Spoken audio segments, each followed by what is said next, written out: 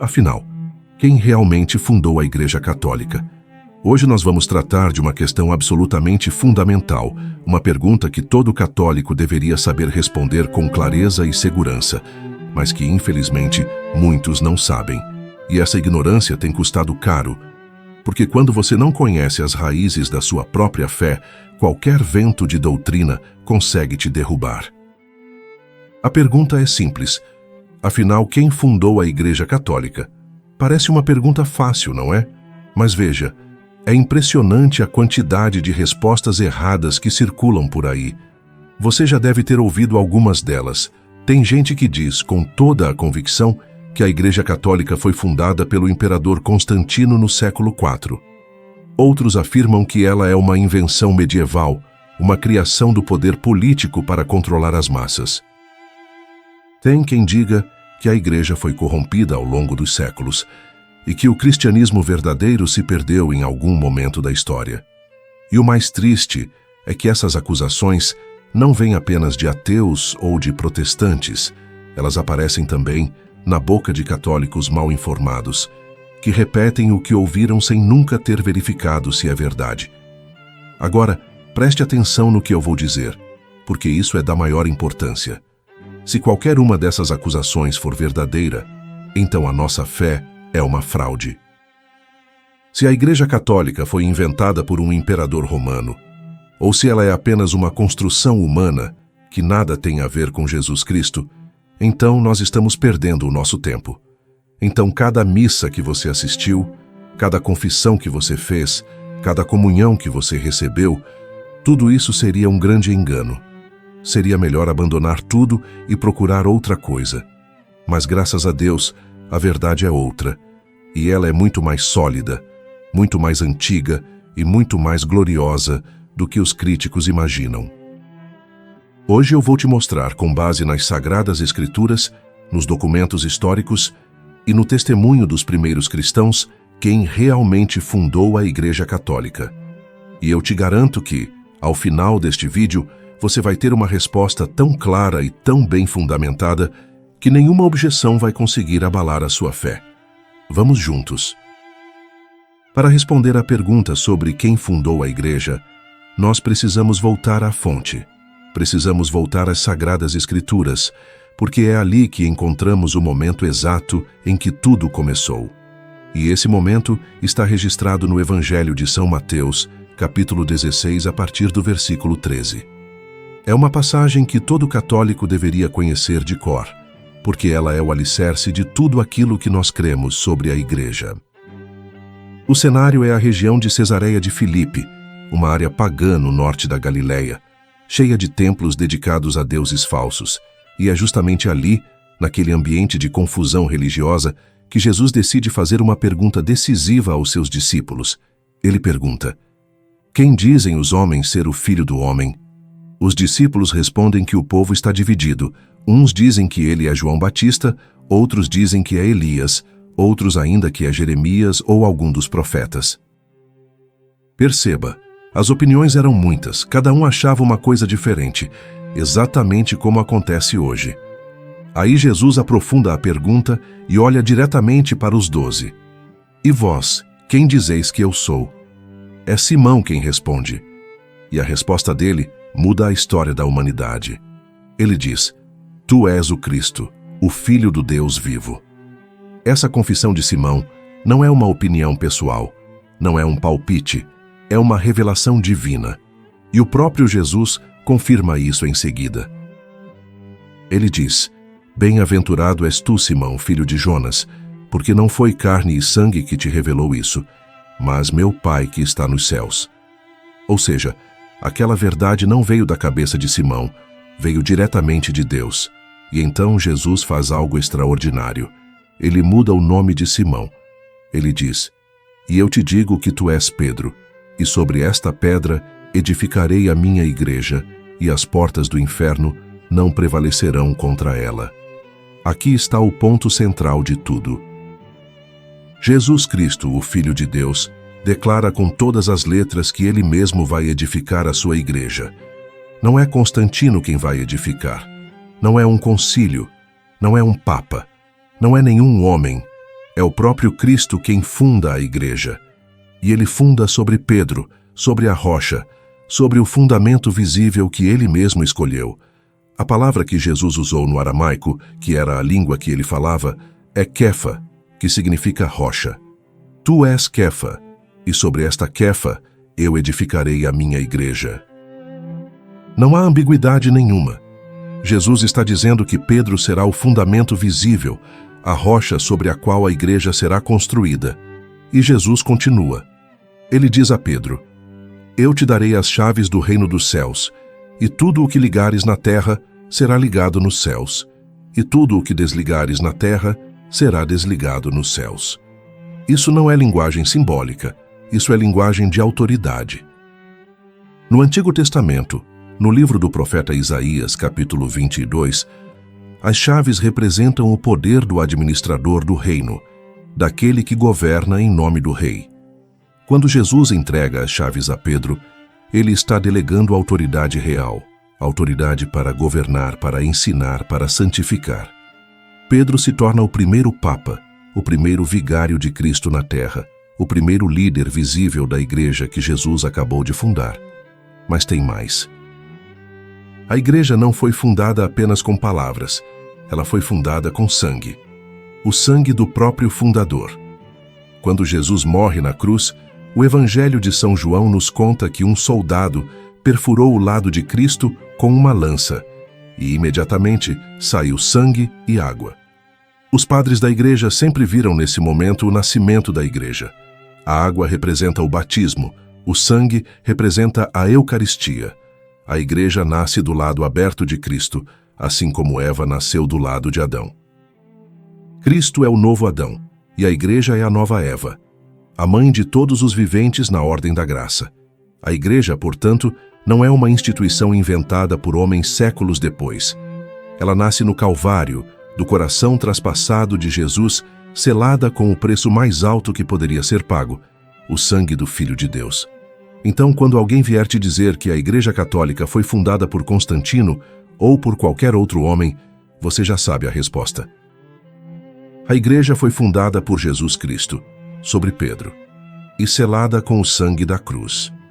Isso não é opinião, isso é o que está escrito no Evangelho. E o Evangelho não mente. Agora, alguém poderia dizer o seguinte: tudo bem, eu aceito que Jesus fundou uma igreja, mas quem garante que essa igreja é a Igreja Católica de hoje? Quem garante que não houve uma corrupção no meio do caminho, uma distorção, uma mudança tão grande que a igreja atual não tem mais nada a ver com aquela igreja original? Essa é uma objeção comum e ela merece uma resposta séria. E a resposta está na história. Porque a história é testemunha, e o testemunho dela é devastador para quem tenta negar a continuidade da Igreja Católica. Vamos começar com um fato simples, mas que muita gente ignora. Quando o imperador Constantino nasceu, por volta do ano 272 d.C., a igreja já tinha aproximadamente 240 anos de existência. Leia de novo, porque isso é importante. 240 anos. A igreja não nasceu com Constantino. Ela já era uma instituição madura, espalhada por todo o Império Romano, com bispos, padres, diáconos, liturgia estabelecida, sacramentos celebrados, doutrinas definidas e uma estrutura hierárquica clara. Constantino encontrou uma igreja pronta, não uma igreja para ser inventada. E como nós sabemos disso? Porque os documentos existem, eles sobreviveram, e qualquer pessoa que quiser pode lê-los hoje. Vamos aos fatos. O documento chamado Didaquê, também conhecido como Ensino dos 12 Apóstolos, foi escrito entre o ano 70 e o ano 100 depois de Cristo, ou seja, ainda no primeiro século, quando alguns apóstolos ainda estavam vivos ou tinham morrido há pouquíssimo tempo. E o que a Didaquê ensina? Ela descreve a liturgia da missa, fala sobre a Eucaristia como verdadeiro sacrifício, ensina sobre a necessidade da confissão dos pecados antes de comungar, condena o aborto e o infanticídio e apresenta instruções detalhadas sobre o batismo. Tudo isso no primeiro século, tudo isso antes de Constantino nascer. Depois temos São Clemente de Roma, que foi o quarto Papa, sucessor de São Pedro, São Lino e Santo Anacleto. Por volta do ano 96 d.C., Clemente escreveu uma carta à comunidade de Corinto para resolver uma crise interna que havia surgido naquela igreja.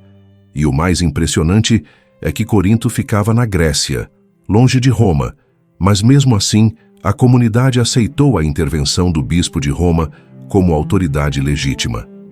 Por que aceitaram? Porque já se reconhecia desde o início que o sucessor de Pedro tinha autoridade sobre toda a igreja. Isso não é invenção medieval, isso é século I. Temos também Santo Inácio de Antioquia, que foi discípulo direto do apóstolo São João. Inácio foi bispo de Antioquia e morreu mártir por volta do ano 107 d.C., devorado por leões no Coliseu de Roma. Antes de morrer, ele escreveu 7 cartas às comunidades cristãs, e essas cartas são um tesouro. Nelas, Inácio fala da Eucaristia como a carne de nosso Salvador Jesus Cristo. Defende a autoridade dos bispos como sucessores dos apóstolos e usa pela primeira vez na história a expressão Igreja Católica para designar a Igreja Universal fundada por Cristo. Ano 107, 200 anos antes de Constantino. A palavra católica já estava sendo usada para identificar a Igreja de Cristo. E tem mais. São Policarpo de Esmirna, outro discípulo de São João, martirizado no ano 155. Santo Irineu de Lyon, que escreveu contra as heresias no final do século II e apresentou a lista de sucessão dos bispos de Roma desde Pedro até o seu tempo, provando que a Igreja sempre teve uma linhagem ininterrupta. São Justino Mártir, filósofo convertido, que descreveu a liturgia da missa no ano 150, com detalhes que qualquer católico reconheceria hoje: o rito da palavra, a oração eucarística, a consagração, a comunhão. Tudo já estava lá. A Igreja não foi inventada depois, ela já existia, já funcionava, já ensinava, já santificava. E se alguém ainda tiver dúvidas, basta olhar para os mártires. Antes de Constantino, a Igreja enfrentou pelo menos 10 grandes perseguições imperiais.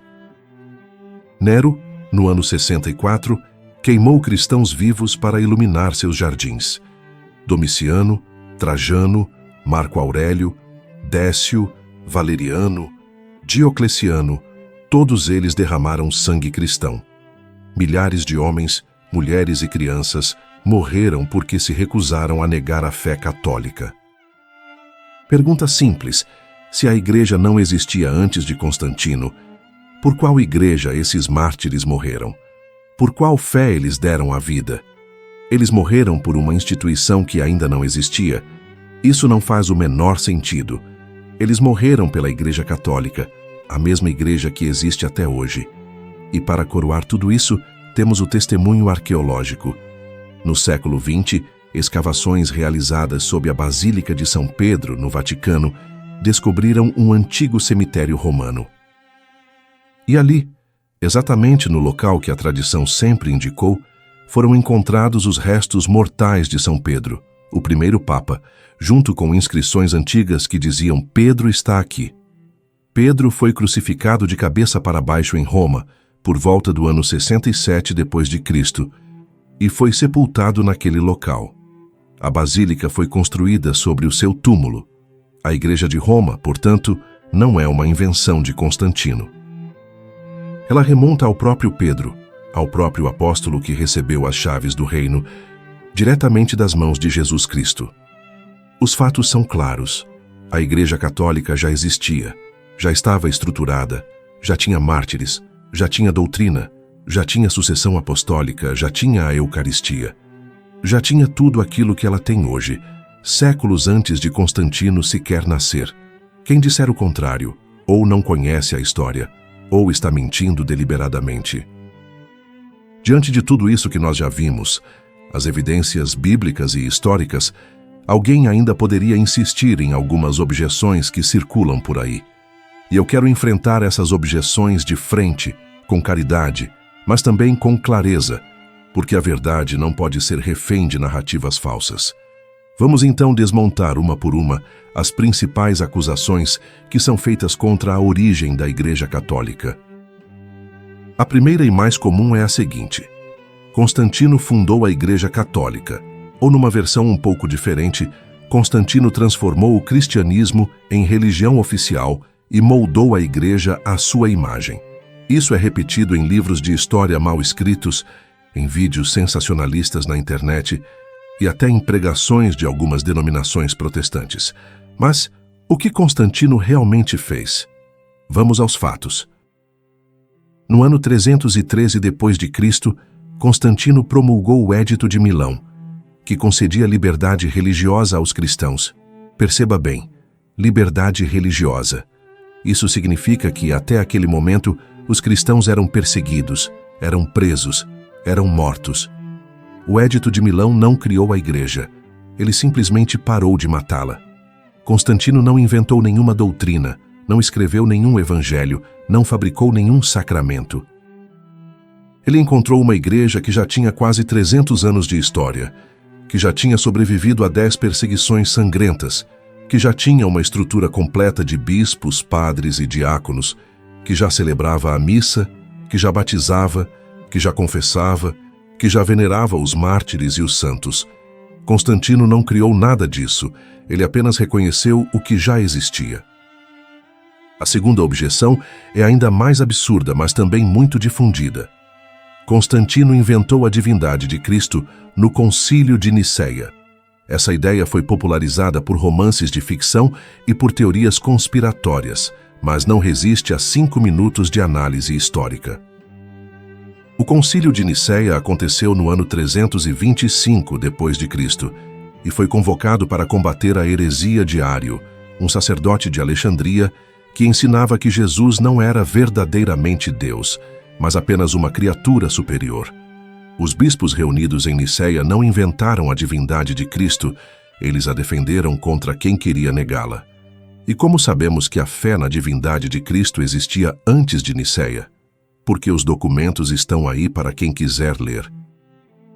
O Evangelho de São João, escrito no final do primeiro século, começa dizendo: No princípio era o Verbo, e o Verbo estava com Deus, e o Verbo era Deus. Santo Inácio de Antioquia, no ano 107, chama Jesus de Nosso Deus. Santo Irineu de Lyon, no ano 180, escreve tratados inteiros defendendo que Cristo é Deus verdadeiro, de Deus verdadeiro. Tertuliano, Orígenes, São Cipriano, todos afirmam a mesma coisa, décadas ou séculos antes de Niceia. O concílio não inventou uma doutrina nova, ele apenas definiu com precisão aquilo que a Igreja sempre creu desde o início. A terceira objeção diz que a Igreja Católica é uma invenção medieval, cheia de doutrinas que foram acrescentadas ao longo dos séculos. Essa acusação geralmente vem acompanhada de uma lista. A missa foi inventada em tal ano, a confissão foi inventada em tal outro ano, o culto a Maria foi inventado mais tarde ainda. Mas essa lista é uma fraude histórica. Nós já vimos que a Didaqué, escrita no primeiro século, descreve a liturgia eucarística e a confissão dos pecados. São Justino Mártir, no ano 150, descreve a missa com detalhes que qualquer católico reconheceria hoje. Santo Irineu de Lyon, no século II, já chama Maria de Nova Eva e fala da sua importância na obra da salvação. Santo Efrém da Síria, no século IV, compõe hinos em honra de Nossa Senhora que parecem ter sido escritos por um devoto mariano dos nossos dias. As doutrinas católicas não foram inventadas na Idade Média, elas estavam presentes desde o início. O que aconteceu ao longo dos séculos foi um aprofundamento, uma explicação mais detalhada, uma definição mais precisa diante das heresias que surgiam, mas a substância sempre esteve lá. A Igreja não muda a doutrina, ela a desenvolve, ela a explicita, ela a defende. E agora eu quero fazer uma pergunta que costuma deixar os críticos em silêncio. Se a Igreja Católica foi fundada por homens, então me digam, qual homem? Em que ano exatamente? Em que cidade? Onde está o documento de fundação? Quem foram as testemunhas? Vejam, quando alguém funda uma organização, Há registros, há atas, há fundadores identificáveis. Lutero fundou o luteranismo no século XVI, isso é fato histórico documentado. Calvino fundou o calvinismo, Henrique VIII fundou a Igreja Anglicana, John Wesley deu origem ao metodismo, Joseph Smith inventou o mormonismo. Cada uma dessas denominações tem um fundador humano com nome, sobrenome, data e local conhecidos. Agora, quem fundou a Igreja Católica? Os críticos não conseguem responder. Não conseguem porque não há nenhum fundador humano.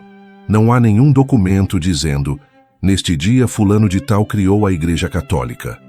A única origem documentada da Igreja Católica é aquela que está registrada no Evangelho. Jesus Cristo, em Cesareia de Filipe, dizendo a Pedro: sobre esta pedra edificarei a minha igreja. A verdade é simples e por isso incomoda. A Igreja Católica não foi fundada por Constantino, não foi fundada por nenhum papa, não foi fundada por nenhum concílio, não foi fundada por nenhum imperador. A Igreja Católica foi fundada por Jesus Cristo, o Filho de Deus. E isso é um fato histórico tão bem documentado quanto qualquer outro evento da antiguidade. Quem nega isso, ou desconhece a história, ou a conhece e prefere distorcê-la. Mas a verdade permanece inabalável, como a rocha sobre a qual Cristo edificou a sua igreja. Então, depois de tudo o que nós vimos hoje, qual é a conclusão? A resposta à pergunta que abre este vídeo é clara, é sólida, é irrefutável. A Igreja Católica foi fundada por Jesus Cristo, o Filho de Deus vivo sobre o apóstolo Pedro e selada com o sangue derramado na cruz do Calvário. Não foi Constantino, não foi um concílio, não foi um papa, não foi nenhum homem. Foi o próprio Deus feito carne que olhou para Pedro e disse: sobre esta pedra edificarei a minha igreja, e as portas do inferno não prevalecerão contra ela. Essa é a origem da Igreja Católica. Essa é a nossa certidão de nascimento. E ela está assinada pelo próprio Cristo. E o que você faz com esse conhecimento? Porque a verdade não é apenas para ser conhecida, ela é para ser vivida. Primeiro, tenha orgulho de ser católico. Não um orgulho vão, não um orgulho arrogante, mas a alegria serena de quem sabe que pertence à igreja fundada pelo próprio Jesus. Você não é membro de uma seita inventada por homens. Você é filho e filha da igreja que tem 2000 anos de história, que foi regada pelo sangue dos mártires, que foi iluminada pela sabedoria dos santos, que foi guiada pelo Espírito Santo através dos séculos. Isso é um privilégio.